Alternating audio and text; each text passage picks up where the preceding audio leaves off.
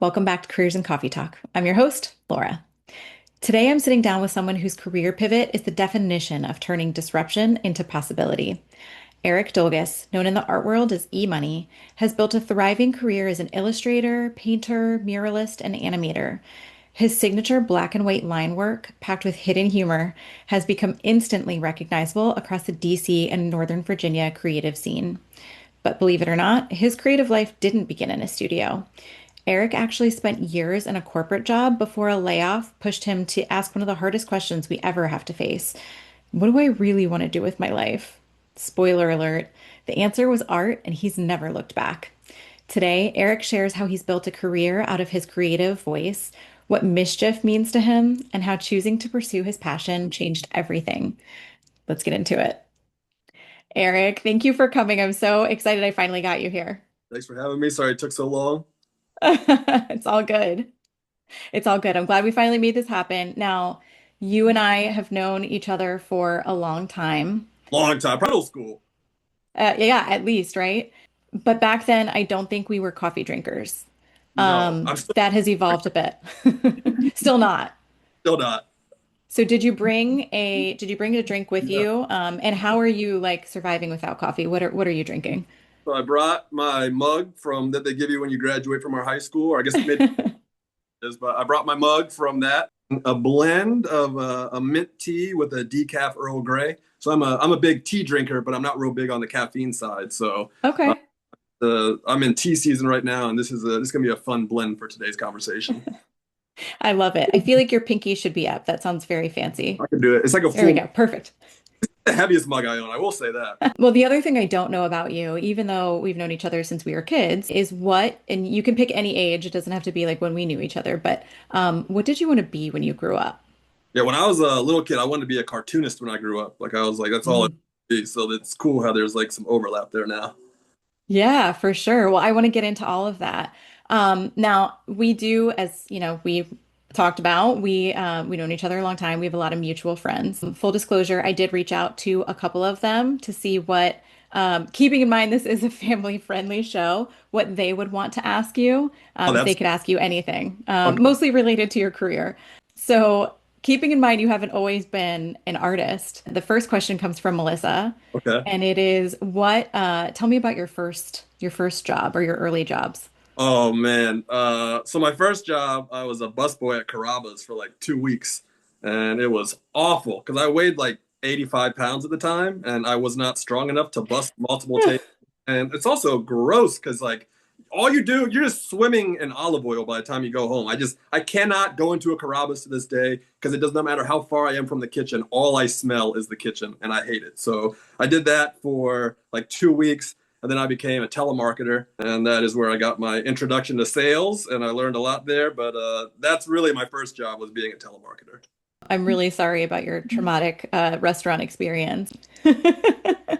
Being in telemarketing, given that was like one of your first like real jobs, right? Yeah. What do you feel like you learned that you've taken with you? Because I think there's a lot from those first jobs that you kind of learn how to be a professional in a lot of ways, how to deal with customers. So what is it for you that you took from that?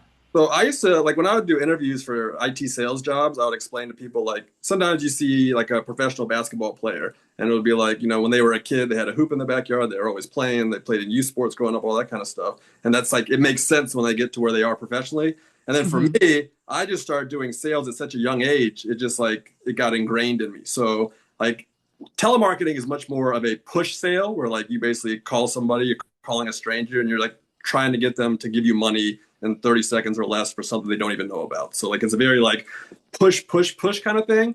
And so Hmm. it was nice like later on in my career when it became more of a pool where it's like, well, let's discuss your problems and how can we solve those problems? And maybe this isn't a fit, so we don't have to do the sale at all, but it becomes like a much more consultative approach. But I think like I would not have been as successful at sales as I was without those early days in telemarketing. Because like the early days was sitting in front of a little old school MS-DOS computer. It did not even have a mouse. You had to tab through everything. And then during dinner hour, you're just calling strangers, trying to get them to donate to whatever cause it was that day. And it was brutal. But like when you get that kind of experience, you get very thick skin. So later on in my Hmm. career, people would say very mean things when you're dealing with them because nobody treats salespeople very well. And it never hurt my feelings because I already had that armor from my career in high school. Yeah, for sure. I feel like we're dating ourselves too, right? Like between the like calling at dinner time and like getting people's Yeah, answering machines back then, not voicemail, but maybe we should have like a disclaimer that we were once young and cool. we were, I swear, you should have known us back then. So you mentioned also doing IT sales, how that prepared you for that. Tell me a little bit about that. Yeah, so I was really fortunate, I think, in that when I went to college, like I went to Georgetown after we graduated high school, and I knew that I wanted to get into sales when I graduated, which was Mhm. great because most of your friends in college have no idea what they want to do. You're just trying to figure it out. So, like for me, I knew I wanted to go into sales. I was good at sales. I wanted to build a career around it. So I I double majored management and marketing, the marketing to help on the sales approach, the management because I figured eventually you get into a leadership role. And then I also worked for the annual fund on campus, which is where you call alumni and raise donations. And I was hugely successful there. So like all of that really helped to prepare me for IT sales later on. Yeah. And was that something that you enjoyed doing once you actually got into that work? Yeah, I really did for Yeah. a while. Like it's kind of one of those things where I always love sales. I still love sales. I just don't like how companies treat salespeople anymore. So I think like Yeah. when I first got into the game, there was still kind of a respect for salespeople. They still listen to your opinion. There was still kind of this, I don't know, like underlying need to try to do things the right way and sell ethically. And I just think it became kind of so greedy. It just kind of like lost its luster. But yeah, in the early days, I really enjoyed it. I was so happy to be there, and I really thought that my entire life I was just going to be in IT sales. Like I didn't see any career path besides that. Right. Well, obviously that's changed. So so what was it that all when it all came to a head, what was it? Was it a decision for you or was it more of like a layoff situation? Yeah, it was layoffs. So I just got tired of being mistreated. I worked at one startup. I was their top enterprise rep. I closed more deals than anybody. I raised more revenue than anybody. I was the guy on the team. Like I did very well for the company. And so towards the end of my career, like people were already getting laid off anyways at his company. And I remember we were going after Procter and Gamble, which was my account. I remember I'd gone to the pre-solicitation meeting and I knew that we were disqualified. Like based on the requirements, we couldn't address it, so there's nothing that we could do. And I remember going back to the CEO, just being like, "Sorry, man, like this isn't a deal for us. We got to no bid this. Like XYZ doesn't work out, so just this isn't going to be an opportunity for us." And he hated that because he couldn't fathom, not being able to go after an opportunity. So I ended up getting laid off from that job, and then they passed it on to another executive. And I don't know whatever happened in that deal, but I'm guessing it didn't close. But I was just like, this is crazy that I'm your top rep. I had a very honest conversation with you about why we can't go after a piece of business, and now I'm losing my job. Like that's crazy. And then the next company I worked for, I kind of tracked them for like 5 years. I was very interested in them. I knew they were doing good things. When I landed there, it was almost like a case study of what to do. Like it was like everything I learned in business school, like it's happening. Like I didn't even think a company like this existed. I was so excited. I was like, man, like I feel relieved that this kind of thing exists in corporate America. And then Hmm. about a year and a half in, it was going really well, and they hired a new executive. And there's this like mistake that a lot of companies do in sales, where like, let's say you got 10 employees and you made $1 million in a year. And you're like, dang, we had a great year. Why don't we hire 30 reps and then we can like, make all this extra revenue because everybody's going to contribute. And it just doesn't work that way. Like there's good territories. Some people aren't going to buy. There's competitors in place. So like you really need to kind of build your resources based on needs. And instead, at this company, they hired way too many reps. Now, all of a sudden, nobody's closing business. And then layoffs came. And I thought I was safe because at that time, I was in a very tough territory and I was kind of senior to everybody on my team. And so I closed the biggest deal in my territory. I closed more revenue than my entire team combined. And I closed more deals than my entire team combined. So, like, I must be safe. And then I got laid off, and I was just like, all right, well, then why am I doing this? Like, Yeah. I'm working so hard for these people who have no appreciation. Like I'm literally providing the revenues that are helping this company to survive. And then this is how they treat somebody. So I got really tired of the mistreatment. I just don't think like, I think corporate America kind of lost its soul right now. And I always like doing art and I just like, maybe I can build a business around murals and, design and illustration and all those good things. And so I was like, why don't I just try to build my own business where I can do things the right way and I don't have to have severe anxiety every day because I'm being so mistreated, Hmm. whoever my employer is. Well, I mean, a career disruption like that can be such a shock, right? And it happened to you not once, but twice. For some people, that could be really destabilizing. For others, and I think like you, it's more clarifying. Like it just shows you, right, that maybe this isn't what I meant to do. And it sounds like, as a child, you were interested in cartoons, right? And drawing. I can imagine like I'm trying to picture your in high school, I think middle school, we had like the agenda where you had to like Mhm. write your, Oh and I yeah, can imagine it was like filled with doodles. yeah, Am I right? for In that moment of career disruption, right, with the second layoff, what was going through your mind? Like, was it an immediate, like, I'm going to do something different and I know what that is? Or how did you land on making this shift to, being an entrepreneur and doing art full time? it was kind of gradual. I had to lick my wounds for a little while. Like, Yeah. I just like vividly remember not thinking I was going to get laid off and then trying to sign into Okta and I had access to nothing. And I was like, oh, I'm getting laid off today. And so it took me a long time to like get over that and just like Yeah. feeling like I had done all these nice things for nothing. So I Hmm. licked my wounds for a while. That happened. I got laid off that June. And I think I just kind of took the summer to just kind of decompress. And then Hmm. I'd always done stuff in art. I'm very plugged into the DC art community, and it felt like more opportunities were kind of coming my way. And then I got blessed with an opportunity with Scramble Parkour over in Shirlington. I had done beer labels for Other Half Brewery through a creative director that I got cool with. He had taken over creative direction for Scramble Parkour, and he hit me up and he was like, "We want to do murals in the entire property, and you're the only person I could think to call. So you can paint murals, but you can also like bring on the other artists, build a team. It's your whole thing. Like you guys do all the art. We're not going to get in your way. You're in charge."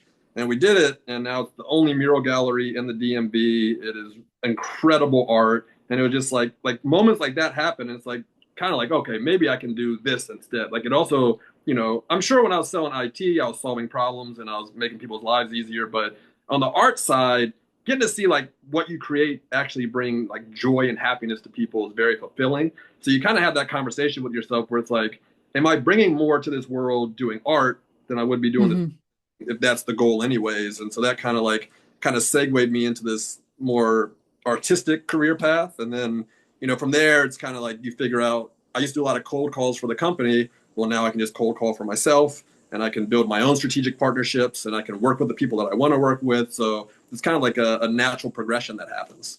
Yeah, no, that's awesome. Now you mentioned that you were plugged in a little bit already. Were you doing some art on the side? Were you doing it for fun? Like, how did you kind of have those, I guess, very organic Yeah. connections? I mean, I had a very kind of unorthodox career thing. I disagree really strongly with people judging people for gaps in a resume. I think Mm, that life is very short, and I don't think you necessarily need to subscribe to this linear career path that everybody subscribes to. So, for me, anyways, when I would be between sales jobs, I always took time off to do art. And so, like in one of those breaks, I landed a TV commercial with Viceland that was really cool, and that opened up a lot of opportunities for me. In one of the breaks between jobs, I landed the Food Villain project with The Alchemist, which helped to really build a lot of the followers that I have today with my art. And so these opportunities just kind of kept happening in between the sales gigs. And so for this one, I was like, well, maybe why don't I not think about jumping right back into sales and let's see if we can stretch this out a little bit longer. And so that's kind of how yeah. I pulled it. And just, chasing those opportunities in between really plugged me in because that got me into the DC scene so I could show and meet more artists and all that good stuff.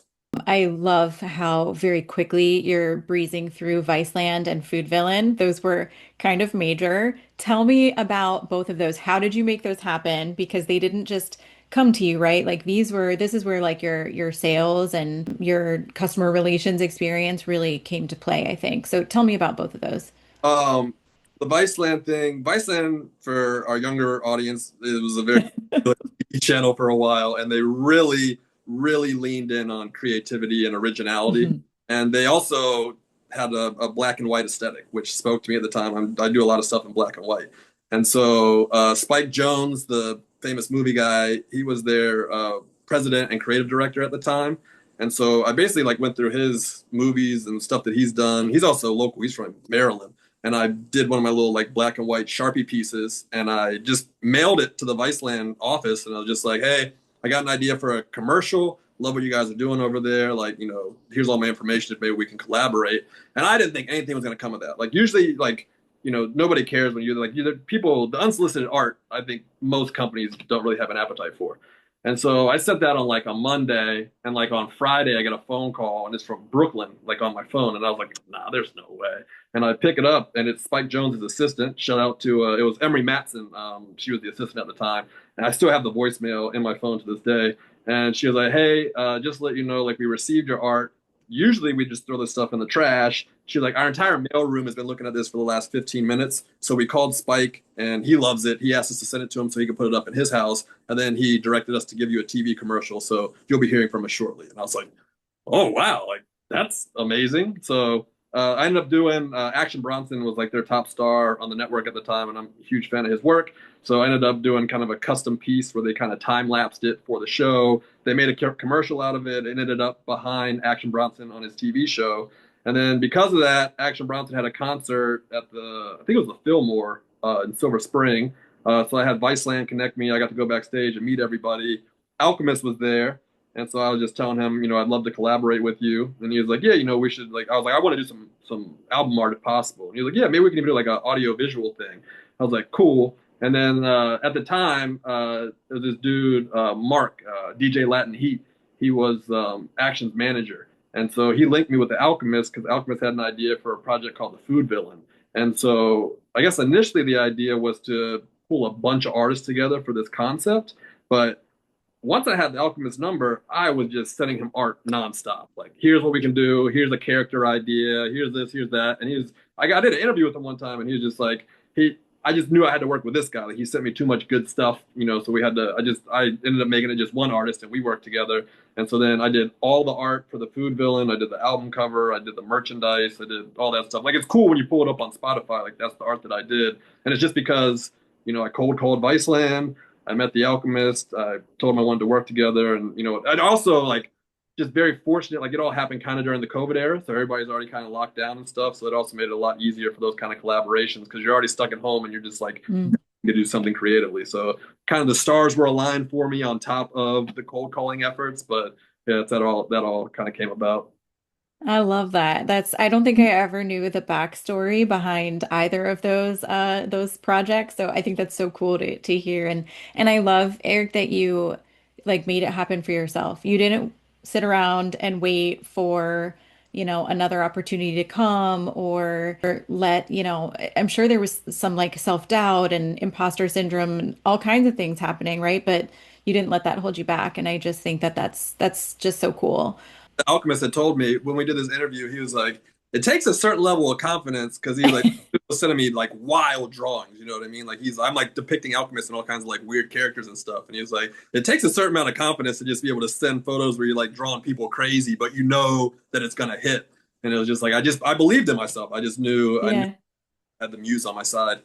I imagine that those, you said you gave yourself like the time and space to sort of lick your wounds, recover from, that second layoff, to start trying to make opportunities happen in the creative scene. I imagine those early days of starting to pursue art were pretty uncertain, maybe a little messy. What were the biggest challenges? Because you obviously you found some success, but I'm sure there were also challenges too, whether it was financial. I mentioned like self-doubt, finding the audience, resources, any of those things. What did you find were obstacles that you had to overcome? All of the above. I mean, it's always Yeah.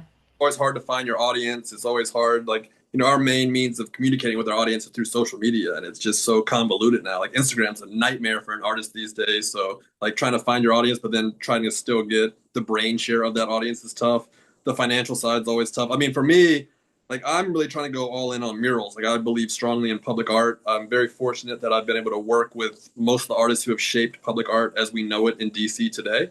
And so I'm kind of trying to do that same thing right now for us in Northern Virginia. I think that we deserve original quality public art in Northern Virginia, just like they have in DC. And where it is right now, where we live at, it's in the generic stages. Like, in the life cycle of public art, you get the safe stuff first before you get to the good stuff. So if you look out right now, and the murals coming up in our communities, it's a lot of really boring kind of flower murals. You'll see some angel wings. It's just like the bottom of the barrel, most generic, lowest common denominator art you can find. And it's very frustrating. So like right now, I'm trying to basically build the market as we know it for public art. And so I'm talking to developers nonstop. I'm talking to public art programs nonstop. And it's like this is all on the front side. It's all building the market so that we can have good public art. So that's tough because it's like you're trying to make the connections, you're trying to find your audience.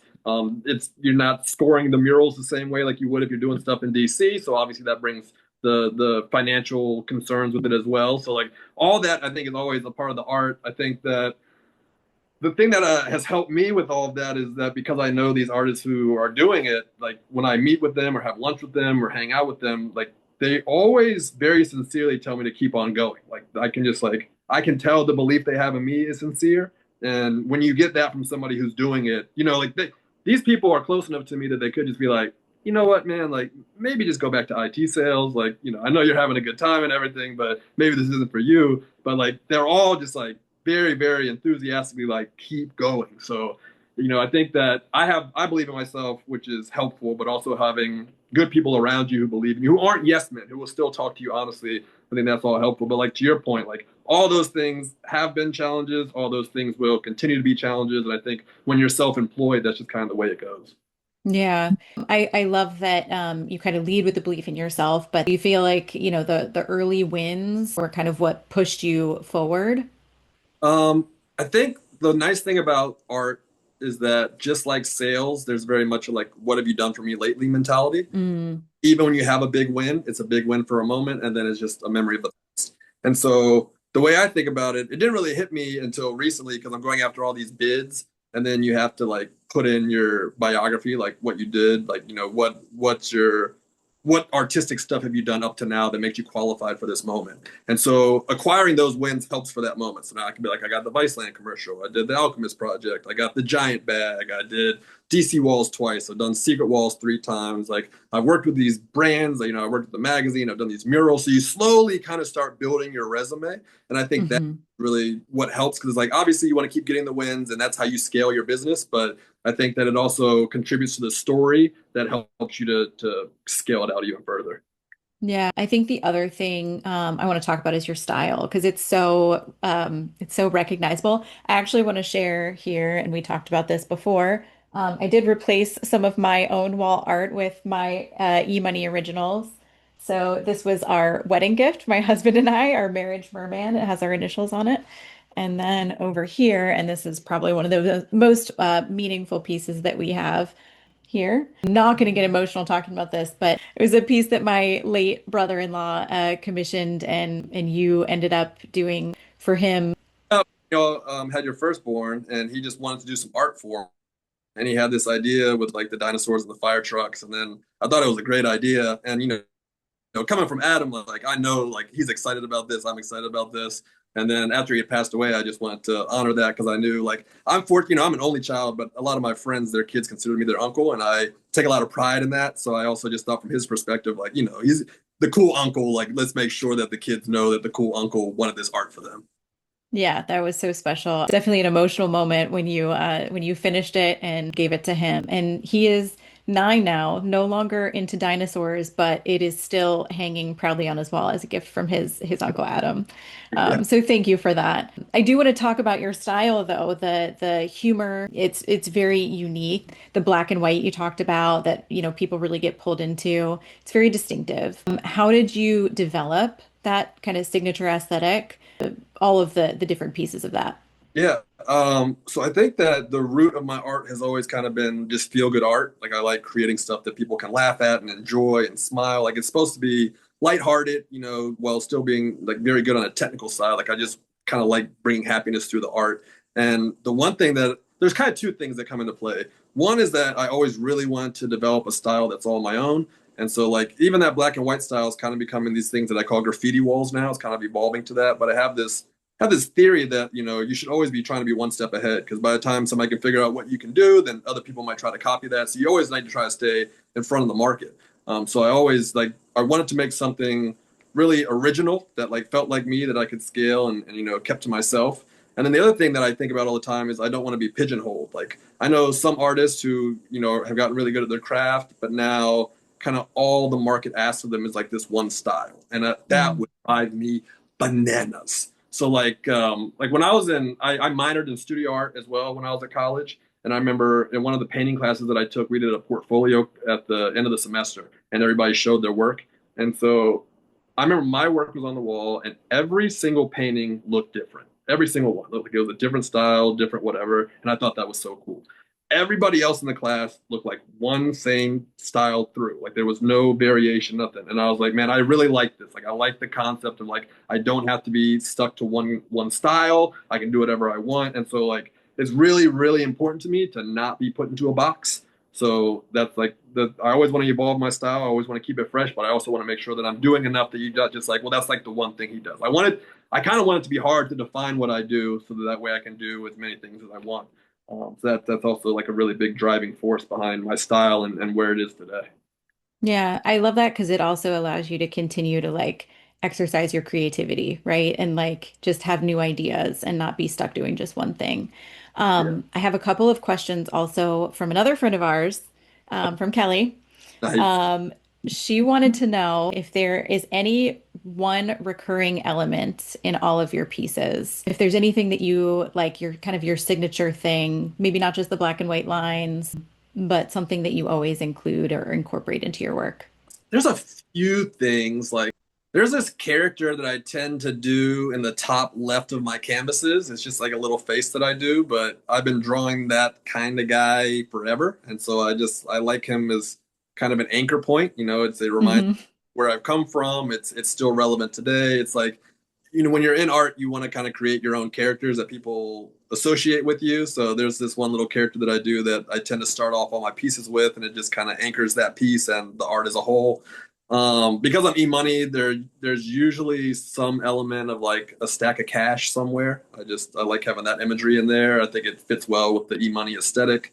And then I I loved Where's Waldo growing up, and because my style is so detailed and busy, it lends itself well to Where's Waldo concepts. So I do hide like Waldo characters in a lot of the stuff, just because if you're already looking at it and you don't know what's going to be there, it's kind of funny when you're like, oh, and there's Waldo. So yeah, there's like elements like that that I tend to include in all the pieces. But yeah, that's probably the big three that come into mind.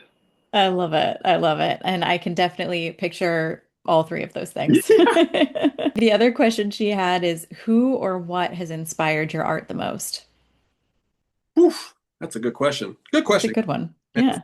I mean, my favorite artist of all time is this guy Ralph Steadman, and he was the guy who illustrated all of Hunter S. Thompson stuff. Hunter S. Thompson's the guy from Fear and Loathing in Las Vegas, and so like he would like hang out with him on these wild adventures. Like the first time they met, it was for the Kentucky Derby, if I remember correctly, and it was Ralph Steadman. His art supplies got lost on the way, so he ended up doing these magnificent illustrations using lipstick because that's just like what he had, and like it worked out perfectly. But just like the way that he approached art and just he does a lot of stuff with ink, which I've always been a fan of. So he's always been just like a really big inspiration for me. Um, I get inspired by my peers the most now. I think just because I'm kind of in the community and I have kind of a close circle of artists that I collaborate with. A lot of times it's just seeing stuff that they do and just being like, oh my God, that's incredible. And then it kind of inspires you to get in the studio and do something else. So I would say like right now, it's really just my peers that are driving the creative force and kind of motivating me to keep getting better. Yeah. I love that the through line for you has really been like surrounding yourself with good people and a good community. For sure. The other part I want to talk to you about is maybe a little bit less fun. And we touched on this a little bit, but one thing that a lot of artists I think struggle with is kind of the business side of things. How have you learned to navigate that maybe slightly less fun part? Do you feel like your corporate or your previous life has kind of helped you prepare you for that? Yeah, I think going to college for business was helpful. And I think, Mm, a lot of times I was working for these companies. The frustrating thing about corporate America is if you go to business school, you learn the right way of doing things. You read case studies all the time. And some of the case studies highlight how the best companies have done it. Some of the case studies highlight how the worst companies have done it. But by the time you get out of business school, you have kind of a well rounded understanding of what good business looks like. But then you enter the corporate world and most of these people didn't go to business school. Some of these people had a good idea. They built a business around it, but they have no idea what they're doing. And you can't really explain it because egos get in the way. So, like, you're now in this business world that you train for where nobody speaks your language, even though that's supposed to be the language. So, I think, like, being able to use the stuff that we learned in the right way has been great. And then, obviously, like, all the stuff in corporate America, obviously, super helpful. All the stuff I learned around cold calling and finding points of contact and writing a good email. When you're in IT sales, you're lucky if you get like maybe a 30% response rate. And I think when I'm hitting people up for murals and opportunities and stuff, I probably have like an 80% response rate, which is insane. Yeah. I told any of my colleagues in sales, like IT sales, that I was getting 80% response rate, their heads would melt. So What's your secret? it's the why you, why now. So like if I'm reaching out to you, there's a reason I'm reaching out to you. There's a reason it's relevant right now. And then, I'm really big into transparency about what I get out of it and what you get out of it. So like when I do pitch meetings, I always have a slide in there where I'm very upfront. Like this is what I think I'm getting. This is what I think you're getting. And that way, I'm not hiding anything from you. We all can kind of be on the same page. So that's kind of been the secret to my success with getting those kind of response rates. Like the giant bag that I did, I literally saw they did a campaign called This Is Home, where they were celebrating the local community using spoken word art. And I was like, man, that's cool. I wonder if they would consider doing anything with a visual artist. So I did a bunch of research. I found out who owned the campaign at Giant. I did a few tests to figure out what their email address was. I reached out with his email like, hey, would you consider working with a visual artist? And then I'm still hoping to do some murals with them at some point. But in the interim, I got through that bag. And it's all because I had a relevant reason to reach out to them. They responded right away. We started collaborating, and it was a beautiful thing. But yeah, I think the why you, why now, if you're doing cold outreach, is probably the most important thing to think about. Yeah, that's amazing. I love how I want to say resourceful you are, but like scrappy, I think is a better word Yeah. because you have to be. Yeah. I think there's also it's a delicate balance, right, between like doing what really like fills your cup, so to speak, and doing what pays the bills. How do you balance doing the work that you love with doing the work that you need to do, right? Because I'm sure there are probably things that I'm going to guess, and you don't have to tell me any specifics because we don't want to throw anybody under the bus, but anything that you say no to because it just doesn't feel right. Yeah, I kind of getting into it with a local developer recently because they own a lot of the strip malls in my community, and they've been doing a lot of revitalization projects. And Hmm. they're awful. And so I found out who was in charge, and I reached out to them, and they have not been receptive. But like early on in that conversation, they had asked me like, would you do somebody else's design? And I just said no. And this would have been a good relationship for me, be something I could grow. But from my standpoint, it's like if I'm going to work with you guys, I obsess about public art. All I think about all day long is what would go good on a wall that the community would appreciate, that the community would connect with. That's all I think about. And so I can't have somebody who doesn't do art try to dictate that to me. Like you're not obsessing about it on the same level that I am. And I'm not putting my name on something that's low quality. Like at the end of the day, my portfolio is my portfolio. So like that's one of those things where it's like I could just be like, yeah, you know what? Like let's just do these boring designs. I'll be the guy that puts it on the wall. I'll take a check from you. But from my perspective, I'd much rather build a relationship where it's like you respect my art, you respect what I bring to the table, you know what I can do for the community. And so when I partner with people, that would be the route that I'd rather go down as opposed to just doing what they want. So there's trade-offs like that. I think it's not always the best as an artist to have too many principles, but I'd rather die on that sword than not.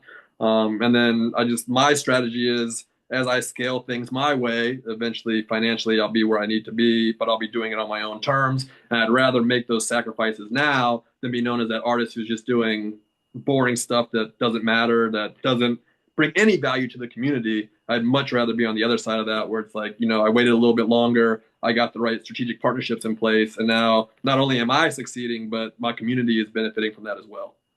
Yeah, I like that you're sticking really closely to what resonates for you. And I think that's what, in my opinion, I would think that would make more authentic art, honestly. Yeah, and that's what I think people connect with. I think that people only care about authenticity. I think people know when it's fake, and I try really hard to just be myself. I don't really, I'm not trying to be anybody else. And I think that in my head, I know the right way of doing things. That I can live, comfortably as myself within my skin, look myself in the mirror every day, and that's kind of what's most important to me.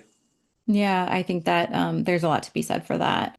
For anyone who's considering a leap like yours, and it doesn't have to be art, right? Anything from kind of like a more structured, more stable, maybe corporate or something else, to something that's more entrepreneurial or more creative. What mindset or habits or other things did you adopt and that you would recommend to make a pivot like that less risky?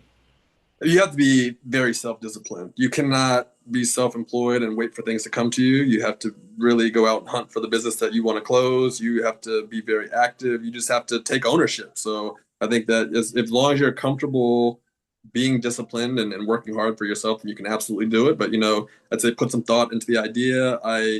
I knew that I'm good at art. I enjoy doing art. My peers are telling me that this is the route that I should travel. So everything kind of lined up. So maybe wait for that moment to jump into the deep end when you kind of figured out. Because like I had moments before where I thought it was going to happen and just it didn't. Like the first gap I had between jobs, I remember I had an Etsy page and I was just putting all these paintings on there and I was like, this is great, man. I'm gonna sell these paintings and I'm just gonna be a professional artist forever. And then none of them sold. They were just sitting there collecting dust. And I was like, huh, I guess this didn't work the way that I thought it would. And then like even after Viceland, I was like, man, I made it. I'm about to everybody's gonna be hitting me up. I'm gonna have all these opportunities. And it doesn't work like that. It was a nice feather in the cap. It's something I can talk about. It's a way to segue into other opportunities. It got me into a number of art shows in DC and it definitely built my brand locally. But like, it takes a lot of hard work. It takes a lot of time. You got to be patient. But I think the discipline part is the most important part. Like you got to commit to grinding every day. And that's just, I mean, you can't rest on your laurels. It just doesn't work like that.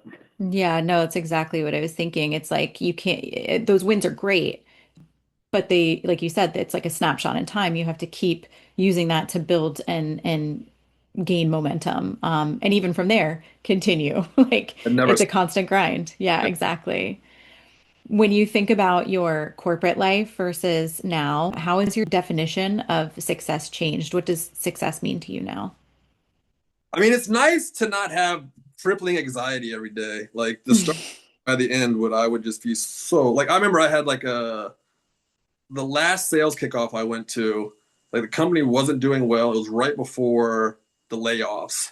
And I was like, why are we in Miami? Why are we spending all this money and the company's not even doing great? And then I remember like going into these, like they had all the kickoff meetings and they're talking about like what we're doing going forward. And I had a panic attack in my hotel room one night because I was just like, I'm in the wrong place. Like, this isn't the company I signed up for. I don't know this direction that they're going in. Like, what is happening right now? So I think, like, for me, the mental piece, like, you still get anxious doing working on your own, but it's nothing like when other people are kind of taking your piece from you. Like, when it's you that's more in control of your piece, I think it's a lot easier to manage. So for me, I think that the mental piece is really important. And then the one thing I think about all the time is like sales will always be there. I always have a fallback plan. If worst case scenario, I need to go back, I go back to sales and that's fine. Like I'm good at sales. I can still be really good for a company. But I think that as far as I'm concerned, I like where I'm at right now being self-employed. And I think about all the time, like, I don't know, I think this is kind of a Woodbridge mindset, but like, I think that we've all experienced a lot of loss. And I think it changes your perspective on how you look at life. And so for me, I always had this fear that I would work for this company and just die and I'd be going up to the pearly gates and being like, damn, I wasted my whole life. Like, why was I doing that? I had all this other more fulfilling stuff. Like life is very short. So for me, that's kind of how I'm defining success is like life is short. I want to do this thing that makes me happy and makes other people happy. Hopefully it works out the right way. But at least then like that's how I can define my success because I did it on my own terms and like I just feel better as a human being doing it. Yeah, I love that. I think beyond the success too, and you kind of touched on this as well, there's like that day to day, like finding what sparks joy for you. What do you feel gives you the most joy or satisfaction, like just day to day? I just love like when I have a deadline and I got a project or something like it took long for me to finally get this call with you because I've been just in the studio art show this week. And so for 58 days straight, I was painting all day, every day. Like my average bedtime was like 3:30 in the morning. I think there was some Mm. at like 4 and 5 in the morning because I was knocking out 18 paintings for this show and it just had to get it done. And so like I love being in that creative muck where you're just like, I gotta get it done. I'm creating, like I'm just swimming, like we call it a flow state, like where it's just like all your kind of time doesn't matter. Like, all you're just like focused on this thing that, you're trying to make good. So that's really kind of my favorite thing. I love that. All right, I want to get into some fun stuff Okay. too. So you have referred to yourself as a mischief maker. Oh yeah.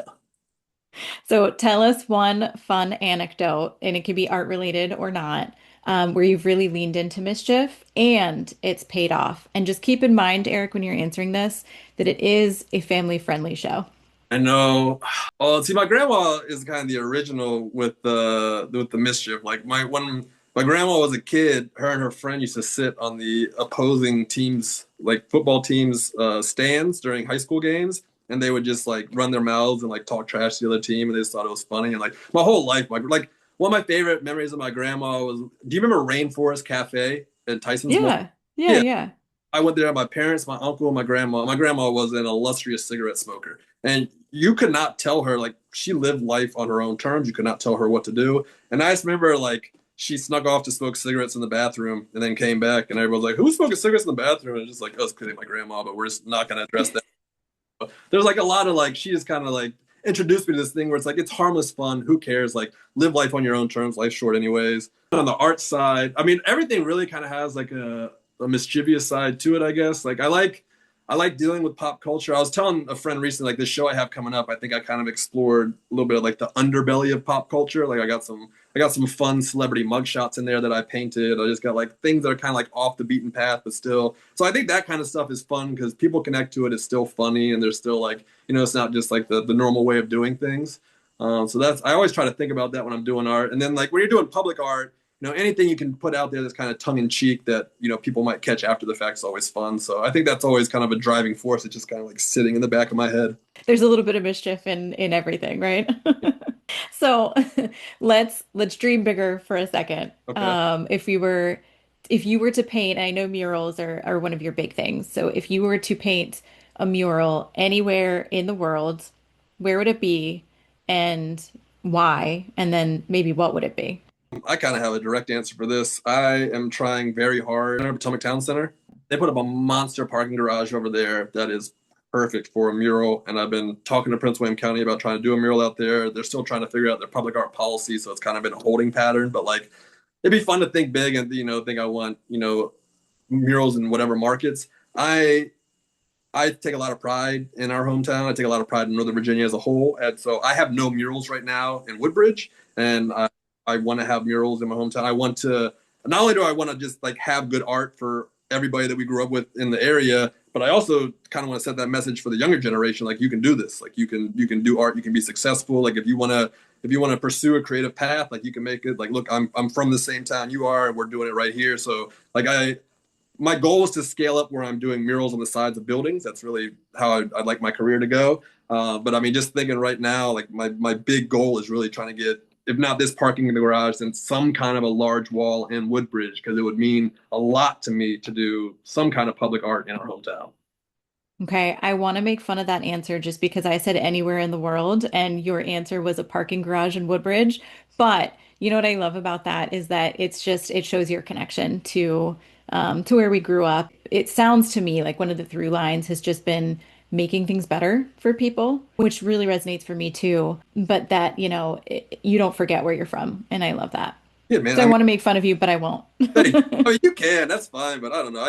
I think too, like, I really kind of think about this like DC gets all this really fun, exciting art when you drive around, and we don't, and I think that's wrong. But I also think Yeah.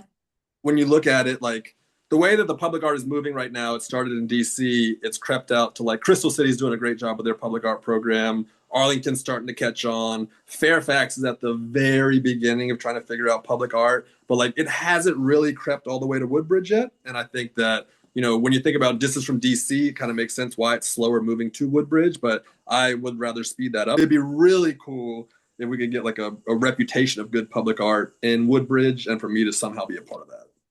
I love that. I really do. I also want to look ahead a little bit. So if you were to think of 10 years from now, right? What do you think your creative practice will look like? Do you want to get into new territories? Are you really thinking like you want to stay local, or is there some expansion you want to do? I want to stay local. There's this thing that happens where when a lot of artists get good, they move to New York, they move to LA, they go to like a big art market. And I, in my heart of hearts, could not believe stronger that we have a very good art community in DC, and there's no reason that we can't also be one of those big markets. So I don't want to be one of those guys that flees this place that made me who I am anyways. I'd rather contribute to it becoming a bigger market for everybody. So that, art is really a team sport. We're all individual contributors, but at the end of the day, if I succeed, we all succeed, and vice versa. So I definitely would want to stay local. When I think about the art practice, I've actually put a lot of thought into this. Like, it's at this fun place now. Like, I'm about to be 41, and when you go to these mural sites, me and the people that are my age, we pretty much just complain about our backs all day. But then the younger people, they're fine. Like, I do this. There's one of my buddies I've been doing a bunch of murals with. He is like 10 years younger than me and much stronger. And God bless him, because sometimes I can't move those heavy ladders, and he helps the boy out. So like, I really, really appreciate him. But like, that's like, at some point I will probably have physical limitations with doing murals. I just don't think I'll be able to be 60 years old on a big lift or whatever. So hopefully by that point I will have built enough of a following that I can just kind of do a book, like, once a year, because I like writing too, and I've been doing more exploration. Like, the giant bag was a good example. Like, I wrote a fun little story on the side of that bag, but then I did all the illustrations, and I really enjoy kind of tapping into both sides of that creatively.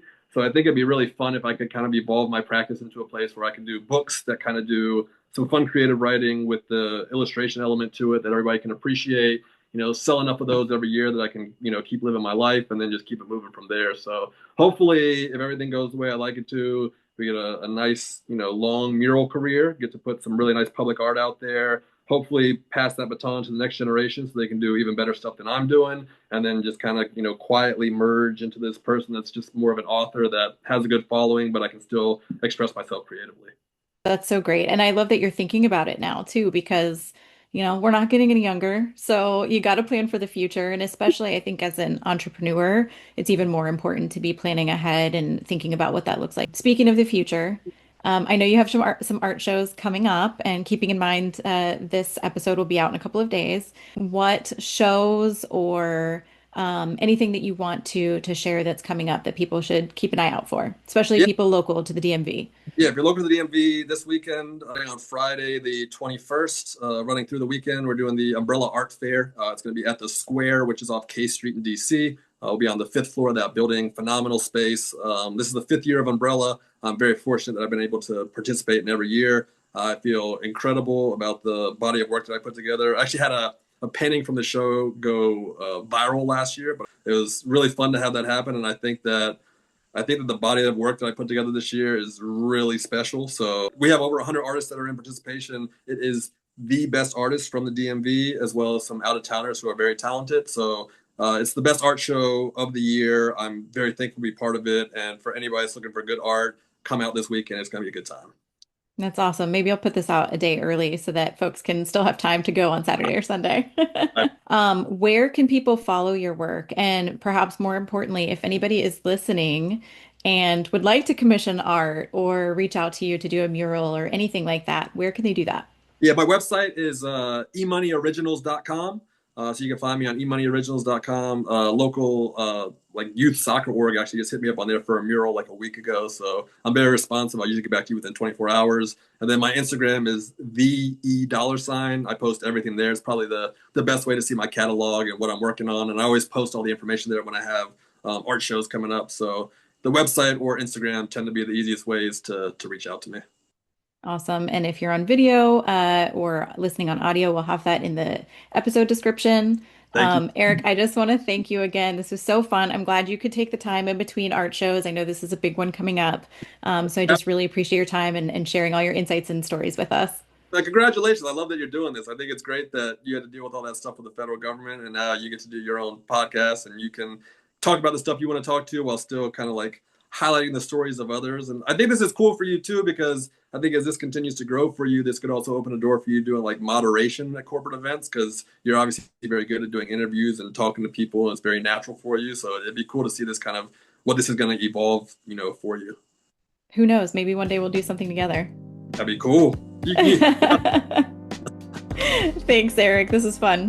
Thank you. And that's a wrap on this episode of Careers and Coffee Talk. Big thanks to our guest today for pouring out so many great insights. And hey, thanks to you for hanging out with us. If this episode gave you a little jolt of inspiration or made your day a little bit more brewed and balanced, be sure to click that subscribe button so you don't miss what's coming up next. Got a minute? Drop me a 5-star review. It's basically the podcast equivalent of buying me a fancy oat milk latte. Quick disclaimer though, the views expressed in this episode are personal and do not reflect those of any organization. This conversation is not an endorsement of any company, product, or service. It's just real talk over virtual coffee, okay? So until next time, stay curious, stay caffeinated, and keep chasing the career that makes you feel the most alive. Catch you next time.